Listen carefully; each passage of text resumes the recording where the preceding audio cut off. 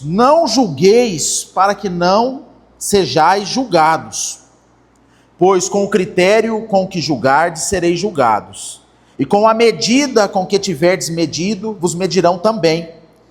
Porque vês tu o argueiro no olho do teu irmão, porém não reparas na trave que está no teu próprio.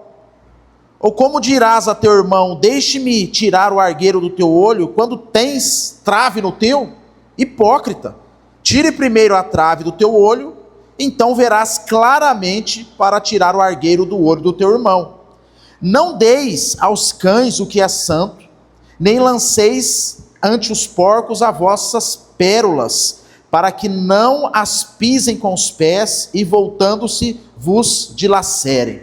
Até aqui, irmãos, nós vamos meditar, vamos orar. Senhor, em nome de Jesus, aplica esses 6 versículos ao nosso coração. Traz a realidade da palavra, do reino à tona para as nossas vidas nessa noite. Que a gente saia daqui, ó Deus, com um propósito, com um sentido, com uma direção, com um pensamento, com um posicionamento firme acerca da Tua palavra, para viver, ó Deus, de forma, ó Deus do reino, de forma que pareça com a vontade do Senhor estabelecida na palavra. Abre o nosso coração, ó Deus, para o entendimento. Repreenda, ó Deus, todo o pensamento contrário e faz de nós, como foi orado já aqui, uma terra boa para a Tua palavra, e que ela não venha voltar vazia, que ela frutifique ainda nessa noite, em nome de Jesus, amém e amém, queridos. Irmãos, eu gosto muito de estudar esses temas sobre a sociedade, sobre o pensamento humano, o comportamento humano, então eu faço leituras, né? No seminário eu fui instigado a estudar sobre isso, estudando antropologia, sociologia, que são estudos que vão analisar o comportamento do ser humano e como ele vive em sociedade. E a partir do seminário eu comecei a ler muitos livros sobre isso e assistir professores, né, antropólogos, filósofos, sociólogos, que trabalham essa temática, que estudam o comportamento da sociedade. E alguns dias atrás eu estava assistindo uma entrevista, né, um debate ali entre um sociólogo, um jornalista e um filósofo sobre a nossa geração, sobre esse tempo, como as pessoas têm vivido esses dias, como é que tem sido o comportamento nesses dias, as crises que a humanidade tem enfrentado nesses tempos. E boa parte do diálogo ali, irmãos, pautou na seguinte situação, que hoje a humanidade, ela se tornou uma humanidade muito sensível, muito delicada, né? Eu vou usar um termo mais assim, mais prático e mais chulo ao mesmo tempo, muito casquinha de ovo, né?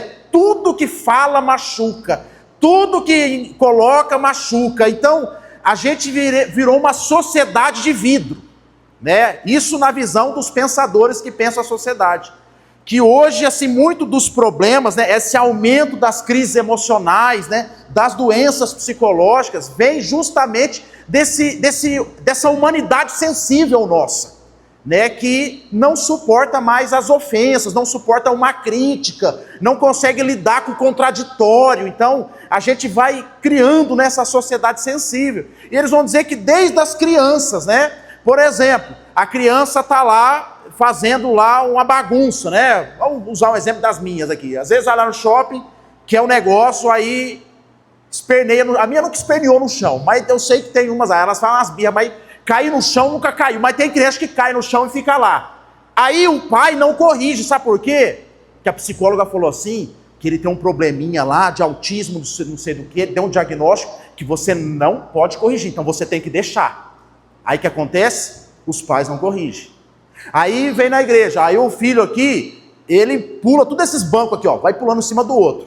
Aí o pai está olhando, e ai do diácono se ele corrigir, porque se corrigir, meu filho vai parar no terapeuta por culpa do diácono, porque tem que deixar, não pode corrigir. Então o que é que acontece? Essa criança, ela não é corrigida.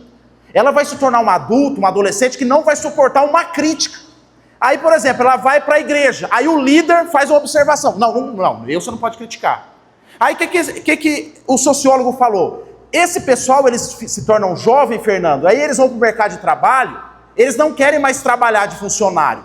Aí a gente vive num país do empreendedorismo, aí eles vão dizer assim, muito das pessoas são empreendedores, não é porque são criativas, é porque elas não querem mais patrão. Elas não suportam um chefe, elas não têm capacidade emocional de suportar uma regra, um chefe. Então elas criam o seu próprio trabalho para que não precise mais submeter a um tutor, a um patrão, a um chefe, porque o chefe cobra, o chefe faz crítica, o chefe pode mandar embora, tem pressão, então eu vou trabalhar para mim mesmo. Então eu estou fazendo esses dados aqui, irmãos, porque tudo é o aspecto da sociedade. E o que acontece numa sociedade que se desenvolve assim? Ela fica doente. Porque se ninguém é corrigido, se ninguém é exortado, se ninguém é confrontado, e se todo mundo fizer o que quer, a sociedade vira um caos. Apesar que tem governos que gostam disso, né? Quer que estabeleça o caos mesmo. E essa mentalidade vem sendo plantada desde a infância, desde a fase infantil, de não corrigir. Talvez você está me ouvindo aqui, você é pai, porque a psicóloga lá do Instagram disse assim, não pode, senão o filho vai ficar traumatizado e nunca mais, irmão. Tá vendo aqui a turma aqui, ó, Dani, deixa eu ver quem mais que é dessa geração aqui. Tem uma turma aqui, a Olívia, deixa eu ver, Patrícia. Você foi crente na infância, Patrícia, ou não? A Dani foi. Você pegou a época do beliscão, Dani? Dos bancos? Isso aí, irmão, isso aí dá até cadeia hoje. Se dá um beliscão uma criança no banco aí, o conselho tutelar entra aqui, ó.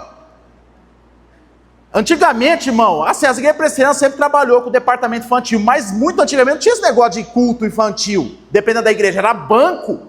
E se bagunçasse, Fernando, é o beliscão. Eu tomei muito beliscão na minha vida, irmão. Hoje isso aí dá terapia, dá oficial de justiça bater na sua porta. Aí o que acontece? Não há uma confrontação. Ninguém confronta ninguém. Aí chega na adolescente, irmão, aí ele pinta o 7 e ninguém fala nada. Vamos deixando. Aí esse cidadão vai estar no mercado de trabalho, André. Vai ser aquele cara lá que vai ligar pro patrão e falar assim, então hoje eu não vou, porque hoje eu acordei mais ou menos aí, ontem você me ofendeu, então eu não vou trabalhar. Irmãos, eu estou falando coisa aqui, mas isso aqui é o reflexo da nossa sociedade. Uma sociedade adoecida, sensível, que não quer mais submeter autoridade nenhuma, que não aceita crítica nenhuma, confrontação nenhuma, e quer viver do seu jeito, das suas próprias escolhas. E aí isso entra dentro da igreja, isso vai no mercado de trabalho, isso vai na criação de filhos, e aí, André, isso se torna um caos, porque ninguém tem mais controle. E aí, esses livros que vai falar de paternidade, vai dizer assim, que filho, quando é criança, o pai não tem que ser amiguinho, tem que ser pai. É assim, o filho pergunta assim, mãe, eu posso ir lá? Não, por quê? Porque não, porque eu não quero e não deixo. Criança, pai não é amigo, pai é pai. Quando fica adolescente e jovem, o pai se torna o quê? Conselheiro. Conselheiro.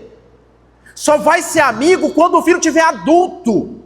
Mas o que a gente vive hoje? Uma inversão. O pai é parça da criança. O pai é amigo da criança e não é pai. Porque não pode confrontar a criança.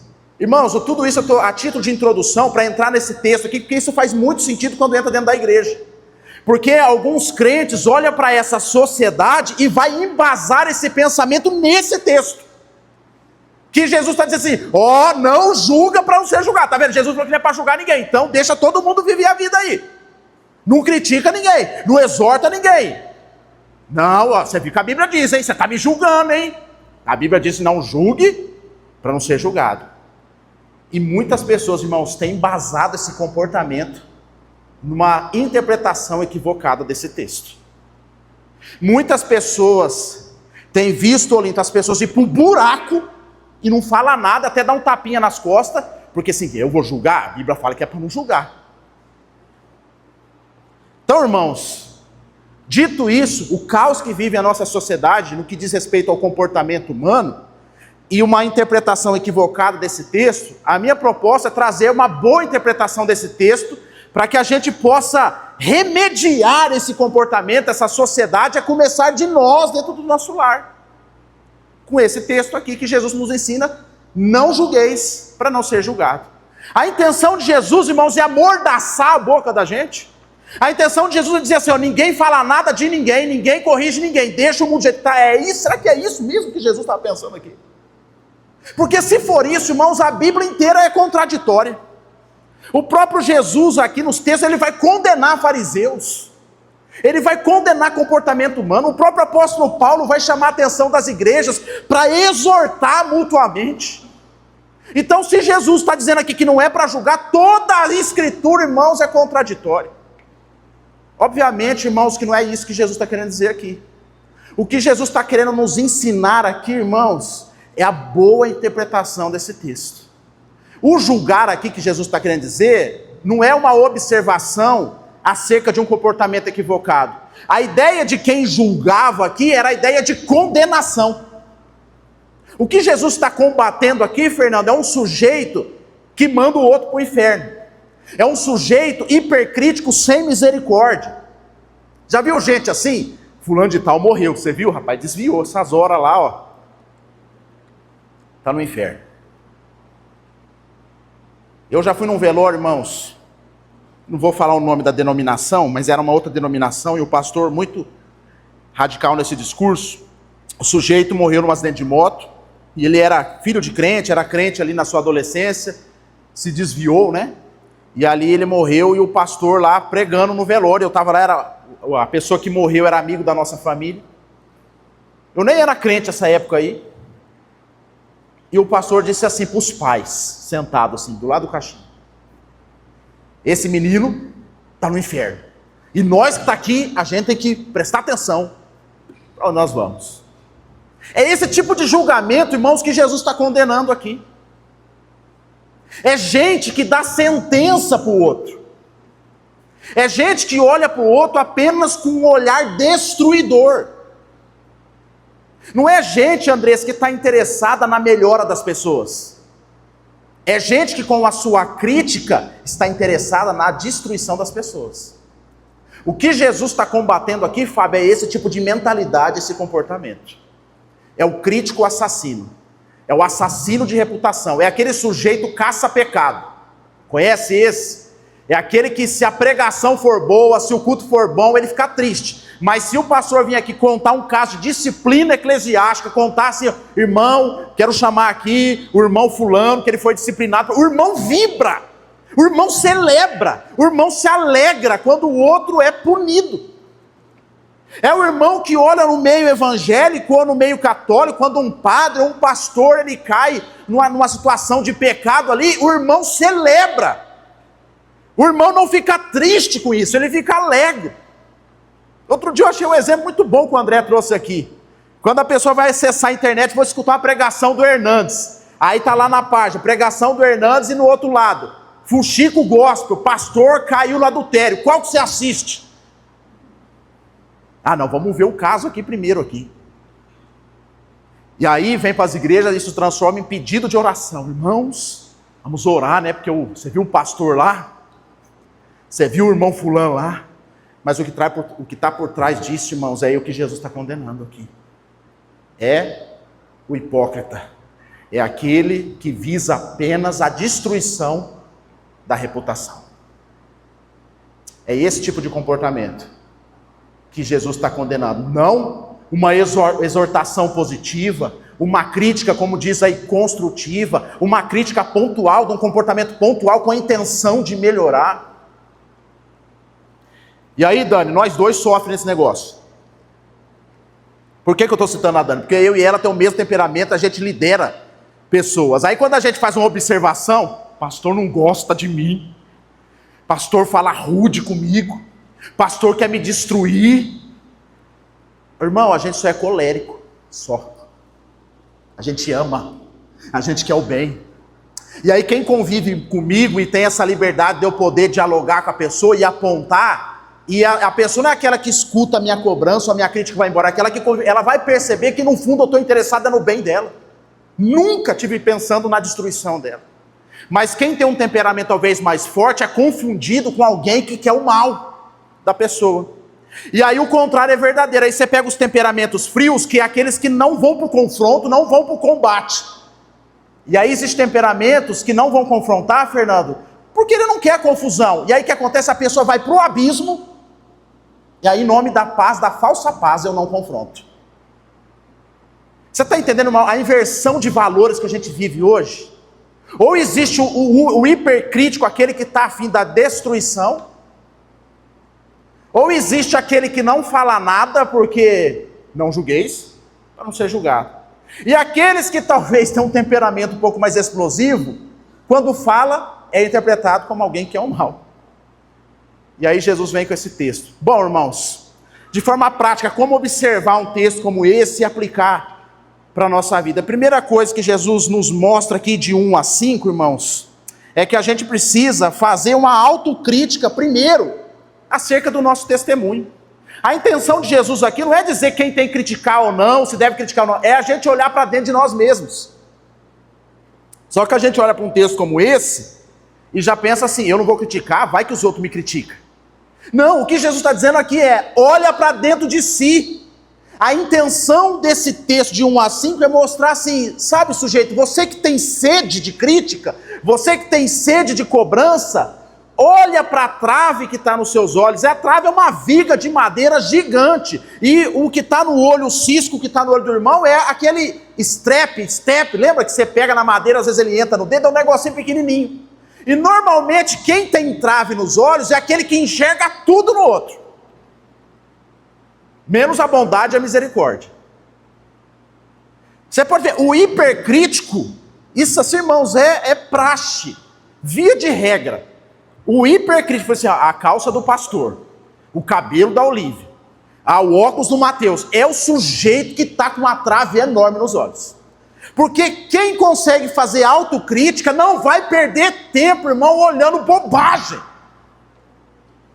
Quem consegue olhar para dentro de si e falar assim, tem uma trave aqui, eu preciso me esforçar para retirar. Ou seja, para melhorar o meu próprio testemunho de vida. Eu tenho mais preocupação em melhorar meu testemunho do que apontando o dedo para os outros.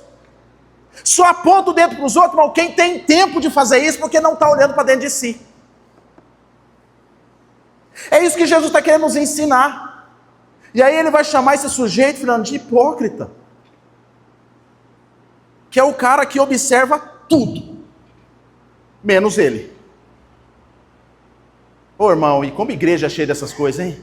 Vou te contar, hein? Eu como pastor, irmão, recebo tanta coisa.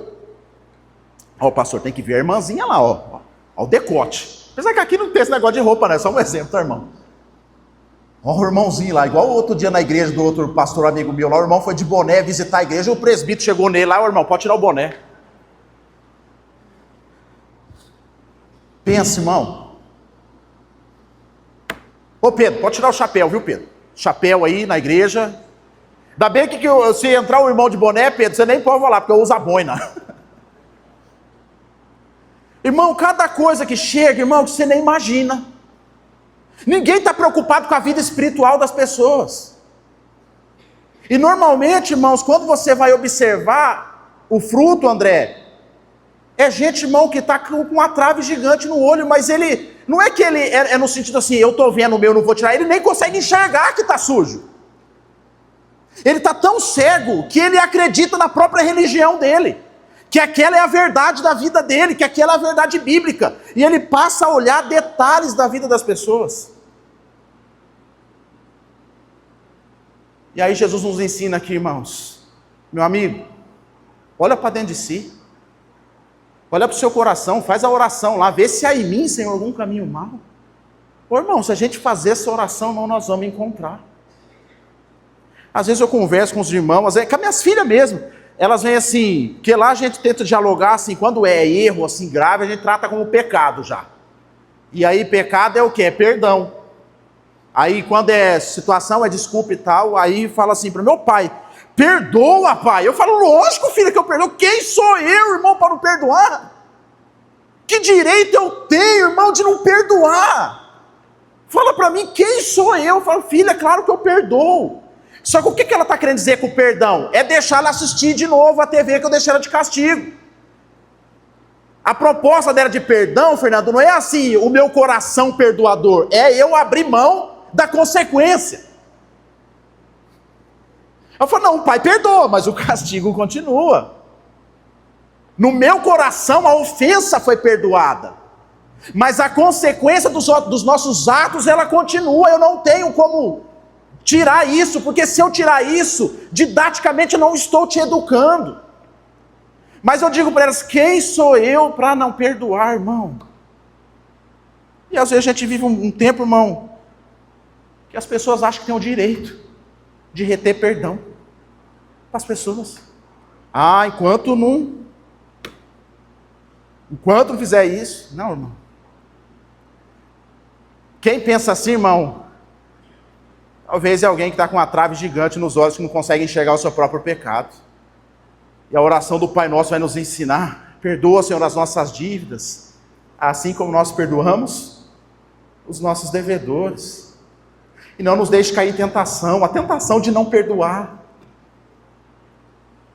Então, irmãos, o que significa não julguei para não ser julgado? Na mesma medida que julgar vai ser julgado. Está dizendo assim, cara, olha para dentro de si primeiro. Dá uma olhada, você é 10 mesmo assim? Você é ponta firme mesmo assim? Você não tem erro? Você não tem falha? Pastor, você viu o irmão, a irmã? Ô irmão, vi eu também. Nós todos precisamos. E qual que é o benefício, irmãos, de fazer autocrítica, Dani?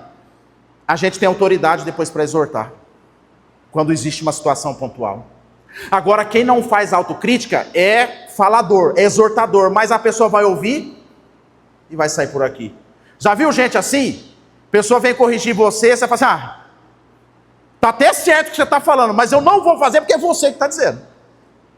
Mas eu já vi gente, irmãos, que nunca fala nada, vive de testemunha, e chega assim, pastor, posso falar um negócio pro senhor? Acho que isso aqui não é por aí. Irmão, como é que você não vai ouvir? Tem autoridade na boca de quem está falando. É gente que olha para dentro de si e tem a capacidade de fazer autocrítica. É aqueles casamentos, irmão, que o vilão é sempre o cônjuge, já viu? Você vai conversar com a esposa. O marido, assim, o marido é um satanás, assim, irmão, do interior. É um satanás que nasceu no interior de São Paulo. Aí você vai conversar com o marido, a esposa, irmão, é Jezabel lá da Bíblia. Bom, aí eu vou relacionar com os outros, mas assim, pessoal bacana, como assim, né? Mas às vezes a esposa que só consegue ver defeito do marido porque está com a trave nos olhos, não consegue olhar para os seus. E aí é o coração duro, não tem quebrantamento. Existe os homens queixo duro também, Andressa. Só fica cobrando a esposa, defeito da esposa, defeito da esposa. Abriu um parênteses aqui, tá, irmão? Uma vez lá em Limeira, eu era seminarista, um rapaz, um jovem casado, me chamou para aconselhamento e falou assim para mim, pastor, quero aconselhar, meu casamento não tá bom, tal. E eu vendo um casal assim, esforçado na luta da vida, assim, tinha um menininho. Eu falei, mas por que, meu irmão? O que está acontecendo então? Que minha esposa engordou. Irmão, eu olhei pro sujeito, o cara com uma barriga desse tamanho. Eu falei, cara, você tá de brincadeira comigo. Eu tô achando que você tá falando uma coisa séria. Não, porque, irmão, a irmãzinha lá, trabalhando, quem trabalha no hospital, assim, ainda sabe, é 2 períodos para dar o salário mais ou menos. Ralando de trabalhar, para cuidar do menino. Não tem tempo para se alimentar direito, bem, comer as comidas saudáveis, nos horários, porque tá aqui, o rapazinho, braço curto, sujeito não gosta de trabalhar, e chega para mim para aconselhar que a esposa engordou, por isso que está em crise o casamento. Meu irmão, aí não. Aí eu falei, irmão, aí esse jeitão meu aí não teve jeito. Eu falei para ele, rapaz, cara, olha para você, irmão. Você tá gordo também, cara, você engordou também, viu? Eu estou dando esse exemplo, irmão, porque às vezes a vida é assim, a gente vai cobrar uma coisa do irmão, aquilo que a gente está vivendo. Quantos pastores, irmãos, eu já vi denunciando adultério com rigor, que não sei o quê, e o próprio pastor no adultério. Aquela falta de misericórdia, aquela falta de perdão. Trave, irmão. Chamado para nós, irmãos, é fazer autocrítica. Antes da gente criticar alguém, fazer uma observação acerca da vida de alguém, faça uma antes de você. Eu lembro uma vez, eu vou contar uns exemplos para ficar bem entendido o que Jesus está querendo dizer. Aqui na igreja mesmo, uma irmã, fiz o casamento deles, casou bonitinho e tal, e ali, casal jovem. A irmã me manda uma mensagem, um textão, pastor, precisa de aconselhamento, o casamento não tá bom, não tá bom, não tá bom. Aí, não, irmão, o que é o problema? Vamos conversar. Reuniu o casal lá na sala, vamos conversar. A irmã falou, não, o problema é que o sujeito não leva o lixo. Não lava a louça, não leva o lixo. E a única tarefa dele é lavar a louça e jogar o lixo. E aí, irmão, detalhe, a minha tarefa também é essa. Lavar a louça e jogar o lixo. Eu não estava jogando lixo, irmão. E a irmã adiantou o assunto para mim no zap, eu mostrei para a Jaque. Você quer ver o que você vai falar. Vou falar a verdade. Nós dois precisamos melhorar, cabra. Nós dois vamos fazer um propósito aqui de jogar esse lixo fora. Como que eu vou cobrar o irmão e falar assim, ô maridão, você tem que acertar a vida, você tem que jogar o lixo. Irmão, daquele dia você pode perguntar para a Jaque. Eu contei no testemunho de casais, no encontro de casais do ano passado. Nunca mais um lixo falhou na minha casa, irmão, porque eu tive que tirar a trave do meu olho para poder aconselhar o irmão. Teve um dia, Shirley, que eu corri atrás do caminhão. Porque era sexta-feira, depois era só na segunda. Como é que você fica com lixo no final de semana dentro de casa? Morava aqui na casa pastoral, eu escutei o barulho do caminhão. A Jaque falou assim, o lixo. Irmão, tava de, sabe roupinha de dormir, aquela bermudinha de futebol? Ele subiu a rua da casa pastoral e virou a Javari, sentindo Sevenhaga. Eu fui atrás, descalço e shortinho de bola. E ó, vrau! Sabe por quê, irmão? Porque eu preciso aconselhar casais. Vai falar assim, irmão, você tem que fazer o seu papel dentro do lar. Porque senão meu aconselhamento não tem autoridade. É cômico, irmão, mas eu fiz isso em nome de Jesus, eu joguei aquele lixo. Por causa do testemunho. Por causa do testemunho. O último testemunho, que esse é muito bom também, irmão. Hoje vai estar meio caseiro, só nós aqui. Tinha um amigo meu lá em Limeira, eu estava com ele no escritório dele, ligou alguém, ele falou assim, atende aí para mim. Aí atendi, falei assim, é fulano de tal. Ele fala que eu não tô. O rapaz crente. Eu falei, mas você tá. Fala que eu fui beber água. Eu falei, mas você não tá bebendo. Agora eu vou. E foi lá beber água. Para poder testificar a palavra. Irmão, eu estou dando todos esses exemplos para a gente entender assim, cuidado com o seu olhar na vida do outro. Olhe para dentro de você. Antes de você tecer críticas na vida das pessoas... Sabe, olha para dentro de você, tá legalzinho aí dentro de você? Tá tudo tranquilo? Ô pastor, mas se for assim, então ninguém critica ninguém. Não é essa a ideia, irmãos, mas é fazer crítica pontual. Porque quando você olha para dentro de si, você vai ter um olhar de misericórdia para as pessoas. Quando você tem a capacidade de fazer uma análise acerca da sua vida, você vai parar de fazer um monte de crítica desnecessária. Você só vai exortar quando for algo pontual. Você vai corrigir quando é algo pontual. Porque você olha para dentro de si e se enxerga pequeno e pecador, que precisa da graça de Deus. E aí, irmão, se a gente tem esse comportamento, a gente melhora o ambiente de igreja, a gente melhora o ambiente de trabalho. A gente vai para o trabalho, quando o chefe cobrar a gente, vai falar assim, poxa, ele está certo, porque eu estou enrolando mesmo. Eu não vou fazer birrinha, eu não vou querer as contas, porque o chefe é chato, não. Eu vou perceber que a crítica dele é verdadeira. Ele está criticando o que é o meu trabalho, não é pessoal. Porque eu faço uma autocrítica. Porque eu consigo enxergar o que está acontecendo. Então, irmãos, Jesus está ensinando assim, cara, antes de abrir a sua boca, olha para dentro de si. Para e pensa.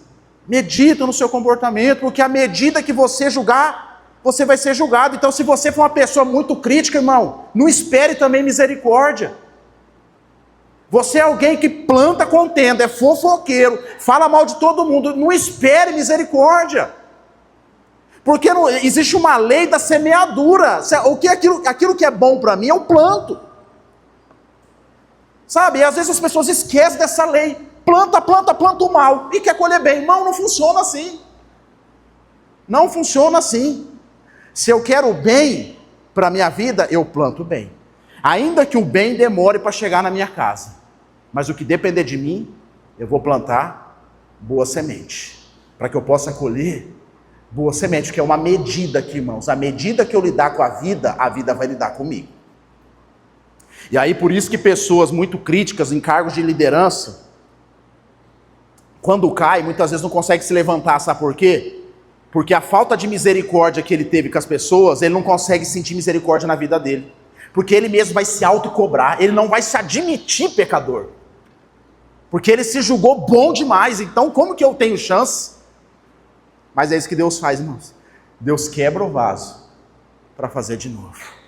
Não julgar, para não ser julgado, irmãos, é um chamado para nós para olhar para dentro de nós, para fazer uma autocrítica, para melhorar como pessoa. Você quer melhorar as pessoas à sua volta? Melhora primeiro.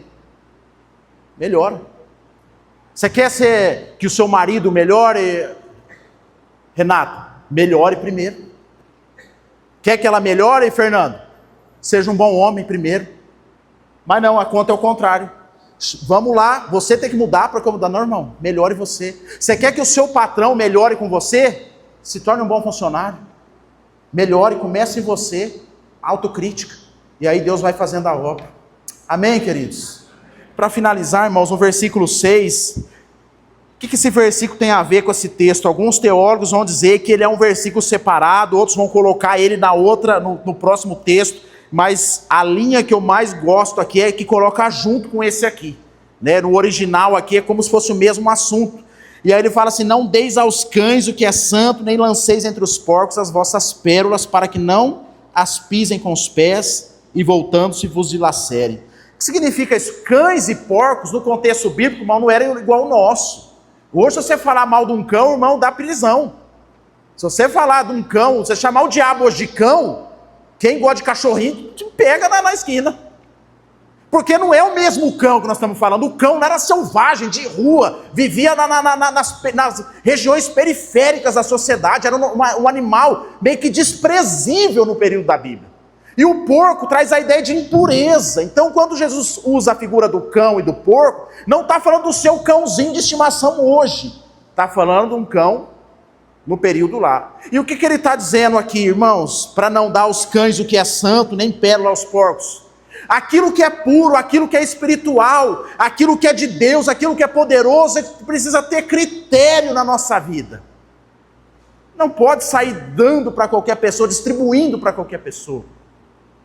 E aí, dentro do contexto de julgar e para não ser julgado, é o tipo de crente que vai na festa do tio dele que não é crente, o cara tá tomando uma gelada, ele fala assim: tem que parar, senão você vai pro inferno, é o Zé Pilintra, eu não sei o que, irmão. Sabe o que é isso aqui? Jogar pérola aos porcos.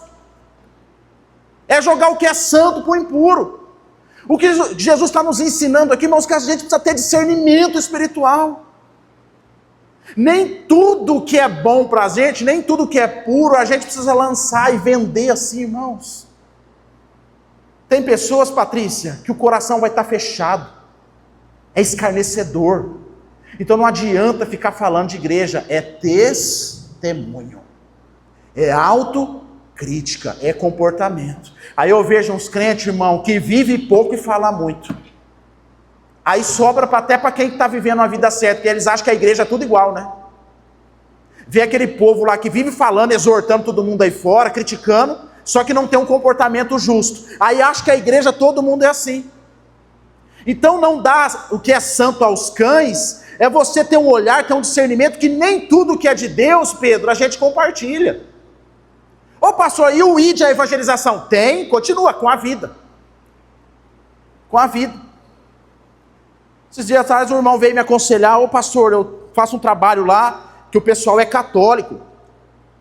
Eu sou protestante, eu tenho que parar de fazer o serviço, eu tenho que protestar contra eles. Eu falei: não, meu irmão, você tem que respeitar a crença deles. Respeite a crença deles. A gente vive num tempo, irmão, de intolerância. Sabe, da turma que é todo mundo perfeito, todo mundo é bonzinho, eticamente correto, nós temos a fé, nós somos as pessoas corretas na vida, e a gente fica dando carteirada nas pessoas. Jesus está dizendo: calma, segura, dê testemunho. Às vezes, irmãos, por incrível que pareça, às vezes a sua melhor evangelização na sua casa não vai ficar lendo um versículo lá, é fazer uma boa comida, no horário certo. Às vezes a irmã não faz a janta, não faz a comida, não está nem aí, e aí chega para o marido, João 3,16, porque Deus amou o mundo de tal maneira, porque ô irmão, pérola aos porcos, o marido não vai ouvir nada. Agora, irmão, a mulher de Deus cheia do Espírito Santo é aquela que honra o marido, ainda que ele não é lá um cristão. Faz a comida, cumpre o seu dever, e deixa ele perguntar do versículo, não precisa falar. Se você for essa esposa, ele vai perguntar uma hora. Não jogue pérola aos porcos, nem o que é santo aos cães. Valorize esse bem maior que a gente tem dentro da gente. Tem irmãos que é ignorante, não adianta conversar. A minha família lá de São Paulo é tudo gente ignorante assim. Aí eu tenho um tio lá que ele se converteu naquelas igrejas bem radical mesmo, não lembro se era Deus e Amor, ele ficou muito fervoroso e firme, ele queria que todo mundo convertesse. Aí tava lá num churrasco, como hoje, assim, Dia das Mães, sabe quando reúne a família? Aí ele tá na hora do almoço, ele põe o terno e fala assim, tô saindo, vou pro congresso. Aí o tio sarrista, Alexandre, falou assim, você vai para Brasília? Ele sabia que estava falando de congresso de igreja. Irmão, mas o ímpio vai saber o que é congresso, irmão, vai dialogar. Mas por que ele disse? Para dizer assim, eu sou mais crente que você.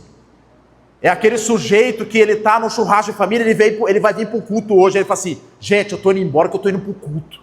Irmão, as pessoas não precisam saber que você está indo para o culto, não. Só vai. Seja um bom amigo lá no churrasco, dê bom testemunho, dê bom exemplo com as suas palavras, com a sua vida. Sai e vai cumprir o seu dever. Aí tem, não, eu vou para o culto. Não, de domingo eu sirvo a Deus. Irmão, tem a hora, tem o lugar, tem um jeito para falar. O que a gente carrega, irmãos, é muito precioso. É como se fosse assim, Fernando, uma bomba relógio que Jesus colocou na gente, a gente quer dispensar logo. A gente perde a capacidade de se relacionar, de amar as pessoas, de conviver com as pessoas, de lidar com o contraditório, com o diferente. Vai finalizando, irmão. Você acha que todo mundo, irmão, que entra dentro dessa igreja aqui tem a vida perfeita, irmão? Você acha que todo mundo aqui está na régua lá em cima? Não, irmão, aqui nós é miserável pecador. Se a gente não tiver um olhar claro, sem trave, e não aprender a valorizar aquilo que é de Deus, e saber a hora certa de distribuir a bênção de Deus, irmão, a gente acaba ferindo um monte de gente. Acaba ferindo muitas pessoas. Aí tem muitas pessoas, Fernando, que ferem as outras, aí eles falam assim, não, é o evangelho. É a perseguição religiosa. Não é, irmão, é sem educação. Tem coisa que não é a palavra, porque o irmão não está dando testemunho da palavra. O irmão não tem testemunho bíblico, mas ele dá um versículo, aí a pessoa tomou a gelada, aí a pessoa está alterada, a pessoa vai lá e xinga, aí fala assim, sabe o que é isso aí? É o Satanás contra o evangelho. Não, não é o evangelho. É contra a chatice mesmo. Pode até ser o Satanás, mas não é contra o evangelho, é contra a chatice.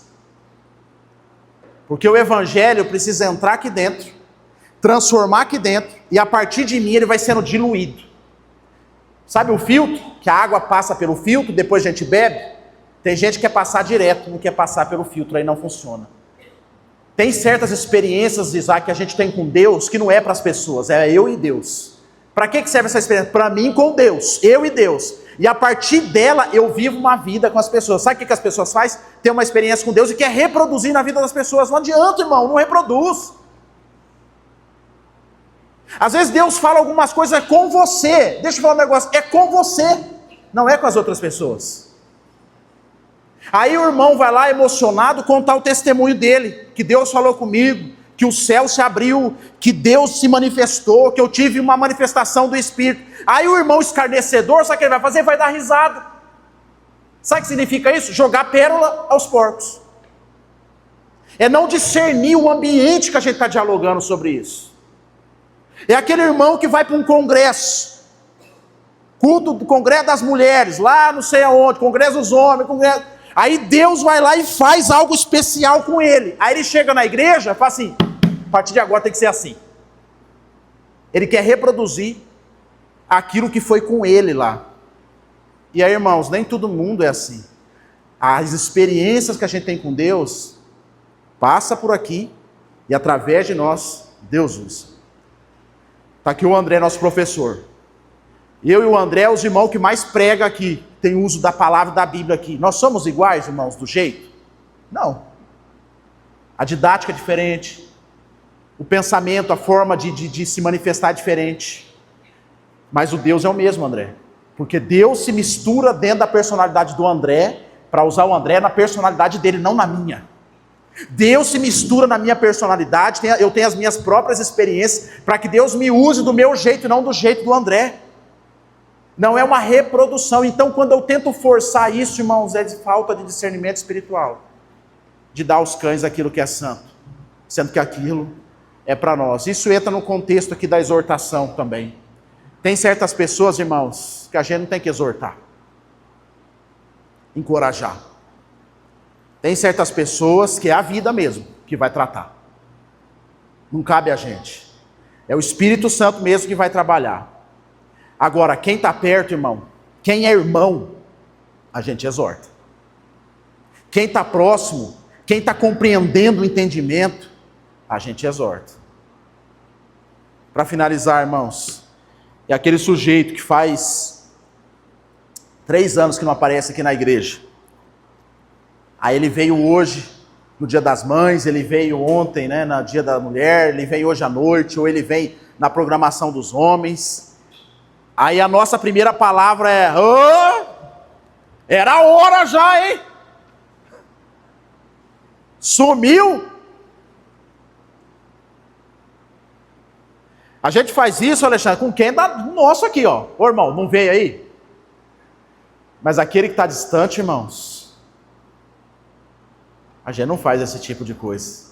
Ele não está com a mesma mentalidade com a gente para absorver esse tipo de exortação. Sabe como que ele recebe essa exortação? Ofensa. Fala assim: eu não volto mais lá. Fica um tempão sem ir. Quando eu volto, a pessoa fala assim: oh, era a hora já, hein?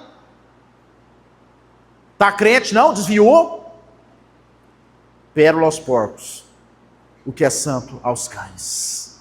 Quando a gente olha para dentro de nós, tira a trave, a gente fica mais humano com aqueles que não pertencem à fé, com aqueles que estão caídos, com aqueles que precisam de um ajuste, e aí a gente vai criando autoridade para poder exortar, para poder consolar, para poder ser uma bênção na vida do irmão. É isso, irmãos, que Jesus quer nos ensinar aqui nesse texto. Não julgueis para não ser julgados, é um olhar para dentro de si, para que a gente melhore e seja uma bênção na vida das pessoas. Foi isso que Jesus fez. A mulher lá que foi pega no adultério, no flagrante, o que Jesus fez com ela? Condenou? Não. Ele falou: quem tiver santo aí, quem tiver livre, quem tiver sem trave, pode jogar, porque a lei fala mesmo. Quem não atira a primeira pedra, quem não tem pecado. Ninguém jogou. Ele olha para a mulher e fala: ninguém te acusou? Eu também não te acuso. Mas ele diz: vai e não peque mais. Ele exortou. Ele julgou a mulher, no sentido bíblico e cristão. Vai e não peque mais, por quê? Porque você pecou. Então teve um olhar de misericórdia, teve um olhar de exortação, de crítica, mas não teve pedra. Teve crítica pontual. Que a gente possa aprender com Jesus, irmãos, nessa noite, a voltar para casa com esse pensamento, com essa reflexão, em nome de Jesus. Vamos orar, queridos.